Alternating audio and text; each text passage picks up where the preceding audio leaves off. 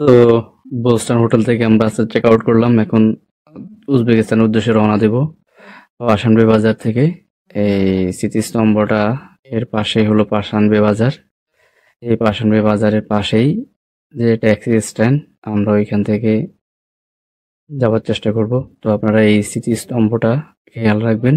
এর পাশে একটা মসজিদ আছে, মসজিদের পাশে হলো বাজার। আর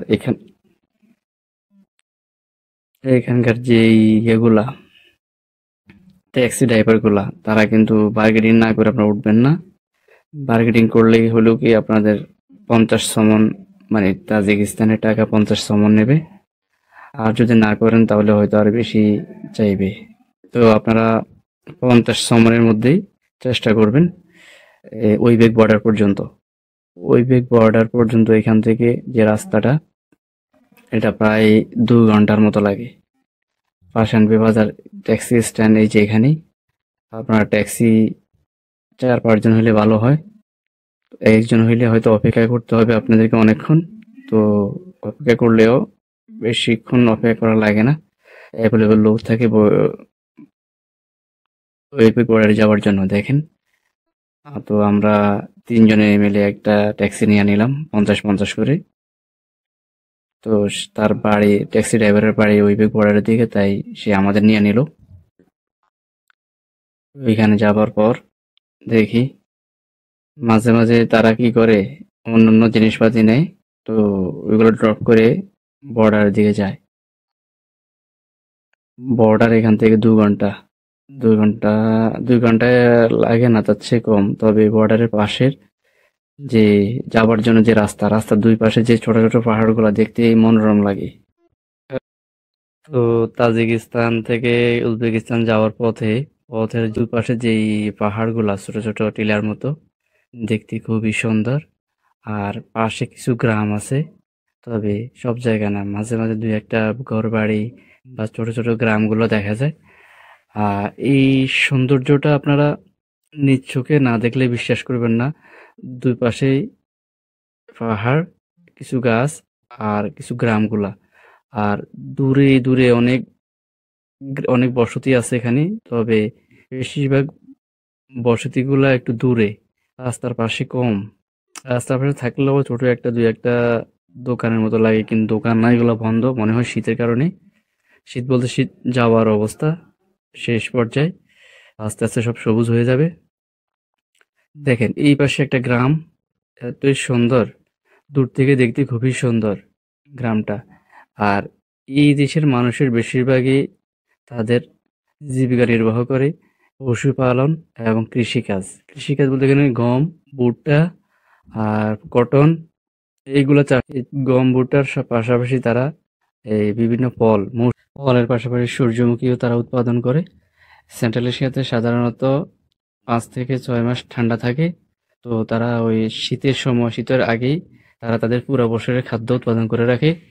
আর যাতে তারা শীতকালে ভালোভাবে খাদ্যর ব্যবহার করতে পারে, মানে উৎপাদন এমনভাবে করে তারা উৎপাদন করে শীতে, শীত শেষ হওয়ার সাথে সাথে উৎপাদন শুরু করে। শীত আসার আগে তারা সবকিছু হারভেস্টিং করে নেয়, যাতে ভালোভাবে শীত শেষ করতে, যাতে শীতের সময় পরিপূর্ণভাবে খাদ্য ব্যবহার করতে পারে, কোনো ঘাটতি না হয়।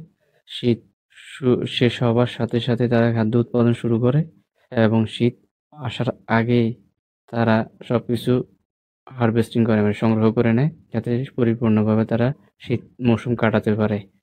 এতে করে তাদের কোনো খাদ্য ঘাটতি হয় না। তো শীত এবং গ্রীষ্ম দুটোই ভালোভাবে শেষ করে তারা। তো আমরা তাজিকিস্তান বর্ডারে পৌঁছলাম। এখন বর্ডার পার করব। দুই দেশের বর্ডার পার হইতে 15 থেকে 20 মিনিট সময় লাগে। তো ওই পারে যাবার পর আমরা ট্যাক্সি নেব। ট্যাক্সি ট্যাক্সি ভাড়া এইখান থেকে বর্ডার থেকে তাশকান্দ পর্যন্ত 50,000 সমনি।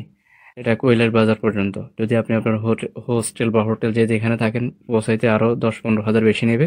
আপনারা বার্গেনিং করে নেবেন, কারণ তারা অনেক টাকা দাবি করে। 2 লাখ 3 লাখ, বাট আপনারা 50,000-এর বেশি যাবেন না। হোটেল পর্যন্ত হলে 60-70 হাজারের মধ্যে হয়ে যাবে। এত বেশি টাকা না এটা। $5 থেকে $6, $5 থেকে $6 আপনার হোটেল পর্যন্ত পৌঁছতে পারবেন। ওইবিক বর্ডার থেকে তাশখন্দ যাওয়ার পথে একটা লেক আছে। এই লেকের নাম সম্ভবত আল্ট্রাগেল।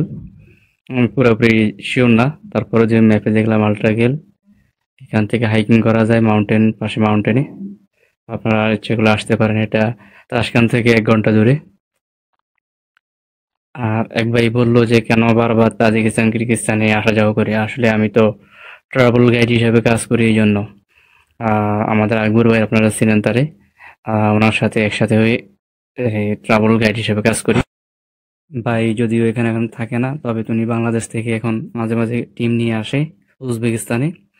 আর আমার সেন্ট্রাল এশিয়ার উজবেকিস্তান, তাজিকিস্তান, কিরগিজস্তান, কাজাখস্তান সব দেশ ঘুরে আছে এবং সকল সিটিগুলো আমি চিনি বা ঘুরতে ঘুরতে আমার অভিজ্ঞতা হয়ে গেছে। এই জন্য মোটামুটি আমি এখন ট্রাভেলারদের গাইড করতে পারি বিভিন্ন ট্যুরিস্ট স্পটগুলোতে।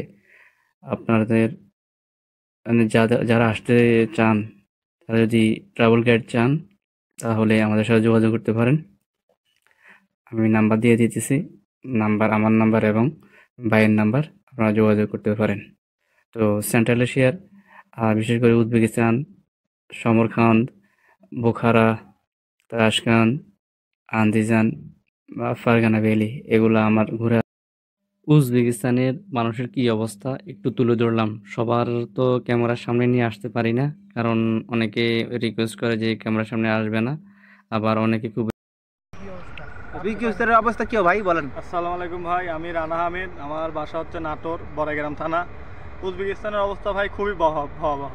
এখানে ভাই দালালেরা অনেক এজেন্সি টাকা নিয়ে লোক আনছে, আনার পরে কোনো কাজ কাম নাই ভাই। আমরা আজকে 4 মাস হচ্ছে 30 দিনকার বিজনেস ট্রিপে পাঠাইছে ভাই। পাঠানোর পর আপনার হচ্ছে আরে কোনো কাজ নাই, কয় যে কাজে লিয়া যাবো, এই হোটেল থেকে আরেক হোটেল লিয়া যাবো, হচ্ছে কাজে লিয়া যাচ্ছি এই হোটেল থেকে আরেক হোটেলে। কারণ এই দেশে ভাই বৈধতা ওয়ার্ক পারমিট কোনো ভিসা হয় না ভাই, 3 মাসের ভিসা হয় বিজনেস ট্রিপ। আর এই দেশে ভাই যাই কাজ কাম আছে, তেল কোম্পানি, ইটের ভাটা, সিজনালি কাম ভাই, 200-র উপরে কোনো বেতন নেই, বাংলাদেশের 20-22 হাজার টাকা। আর দালালেরা কয় যে তোমার $700 দিব, $800 দিব, এগুলা সব মিথ্যা কথা। আর যারা যারা ভাই এই উজবেকিস্তানে আসতে যাচ্ছেন, তারা কেউ আইসেন না। আমারে ভাই অবস্থা খুব খারাপ, আমারে দিন গেলে 1 সাজ রুটি খাতে দেয় ভাই, তাও রুটি কি কাও ভাই, রুটি কামড় দেওয়াও ছিঁড়া যায় না, এরকম অবস্থা। এখানে মোটামুটি আমরা অনেকেই আটকা আছি দালাল চক্রের ভিতর, যেটা যত এজেন্সি থাকি পাঠায় সঙ্গে এক চক্র একজন রিসিভ করে আনি সঙ্গে একটে ফেলানির পর এরা আপনার হচ্ছে গারে না রকম মেয়াদ দেয়, যখন মেয়াদ শেষ হয়ে যায়, তখন এরা মানে আর কোনো ধারে না, দালালের ফোন দিলে ফোন ধরে না, অফিসে ফোন দিলে ফোন ধরে না।